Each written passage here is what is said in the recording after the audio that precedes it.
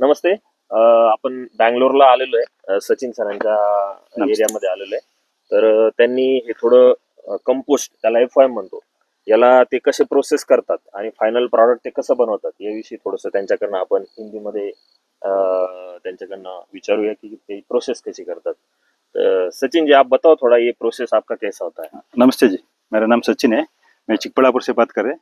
देखो इधर एफएम का ये हम 1 वीक हो गया ये इधर डंपिंग होने के बाद में ये पूरा कचरा है। अभी ये नई कंपोस्ट नहीं हुआ दिख रहे है ना, अभी तक नई कंपोस्ट है ये। उसका ऊपर थोड़ा अभी हम 3 इंच मिट्टी डालते हैं।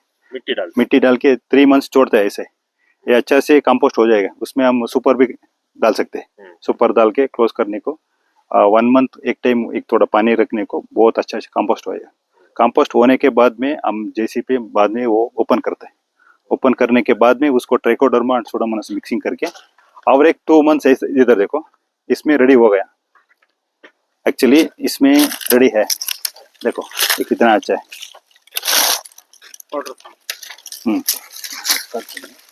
दिखता है ना, देखो इधर दिखता है। हे बघा, आपण म्हणतो की ओलं शेणखत तुम्ही जमिनीत टाका, ते जमिनीत गेल्यानंतर कुजेल, सडेल, पण त्याला डिकम्पोजिशनची किंवा कुजण्याची प्रोसेस किती महत्वाची आहे, जेणेकरून त्याच्यातलं मॉइश्चर बऱ्यापैकी कमी होईल, याचा CN रेशो मेंटेन राहील आणि हे खत तुम्ही जेव्हा जमिनीत देणार तेव्हा तुम्हाला पुढचे 2-3 वर्ष F1 वापरण्याची गरज पडणार नाही, एवढं याचे रिझल्ट तुम्हाला चांगले भेटतील. तो इसका फायदा क्या होता है थोड़ा. मैं एक बात बोलते हैं, फार्मर्स क्या करना, मार्केट में अच्छा वाटर सॉल्युबल आ गया, अच्छा फर्टिलाइजर आ गया, वो नहीं ध्यान नहीं रखना। आपका गोबर ऐसा करना, इसमें पूरा मिलता है, पैसा भी ज़्यादा आता है, आपका मिट्टी भी ज़्यादा रहता है। ये पूरा फार्मर्स ये करना पड़ता है। मैं आपके मतलब 5-6 महीने का प्रोसेस है ये पूरा. हाँ 6 मंथ्स में करना पड़ता है। ओके. बहुत अच्छा रहेगा। आपका प्लांट में सेकेंडरी न्यूट्रिएंट्स कुछ भी नहीं देना पड़ते, प्राइमरी एंड सेकेंडरी कुछ भी नहीं दे सकते। रूट है बहुत अच्छा से जाता है, आपका प्लांट भी बहुत अच्छा रहता है और डिसीज फ्री रहता है।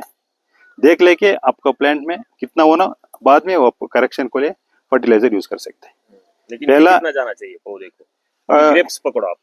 ये 15 to 20 kg पर प्लांट जाने को बहुत हो जाए, बहुत हो जाएगा। तो थोड़ा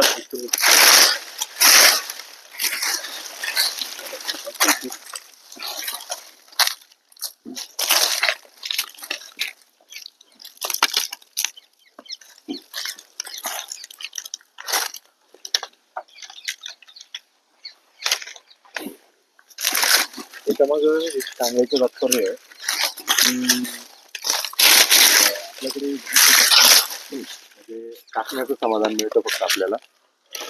आपल्याकडे प्लॅनिंग म्हणजे आपण केलं पाहिजे, ठीक आहे, थोडा फायनान्शियल इश्यू असतात, पण आपण जर का एक इंडस्ट्री म्हणून जर का काम करत असू तर ह्या गोष्टी करणं खूप गरजेचं आहे. आता हे सचिनचे आणि आमचे म्हणजे ॲग्रिसर्चचे परिवाराचे जे काही संबंध आहे साधारण 2008 पासून आहे. त्यांचं 2008 पासून ही सेम प्रॅक्टिस वर्षोनवर्ष या पद्धतीने चाललेली आहे आणि अतिशय सुंदर शेती करतात.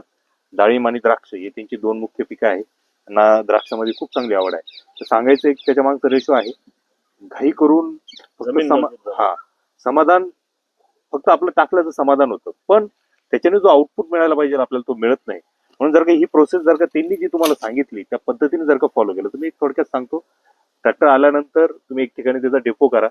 डेपो केल्यानंतर त्याच्यामध्ये तुम्हाला थोडं नॉर्मल पाणी मारून त्याला ओलं करा, किंवा ते जसं म्हटलंय की आम्ही सुपर फॉस्फेट थोडं टाकतो. एक साधारण प्रत्येक एक ट्रैक्टर की ट्रॉली को आप कितना सुपर फॉस्फेट डालते हो? सर एक ट्रैक्टर के लिए 50 to 150 हाँ बस हो जाएगा एका ट्रॉलीसाठी. म्हणजे ती 4 व्हीलर किंवा 2 व्हीलर ट्रॉली असते, तर एक गोणी म्हणजे 50 किलो साधारण एक सुपर फॉस्फेट जर का त्याच्यावर टाकलं, त्याला गच्च ओलं करतात. गच्च ओलं केल्यानंतर त्याला थोडं मातीनं झाकतात आणि झाकल्यानंतर दर महिन्याला ते पाण्याने गच्च ओलं करत असतात. ही प्रोसेस चालते त्यांची साधारण 6 महिने. 6 महिने हे असं डिकम्पोजिंग मटेरियल तयार करतात आणि हे मटेरियल तयार झालेलं मग ते झाडाला देत असतात. तर त्याचा आउटपुट खूप चांगला मिळतो. त्याच्यामुळे आपण प्रत्येकाने याच्यामध्ये जर का बदल केले तर नक्की खूप चांगला फायदा होईल. धन्यवाद.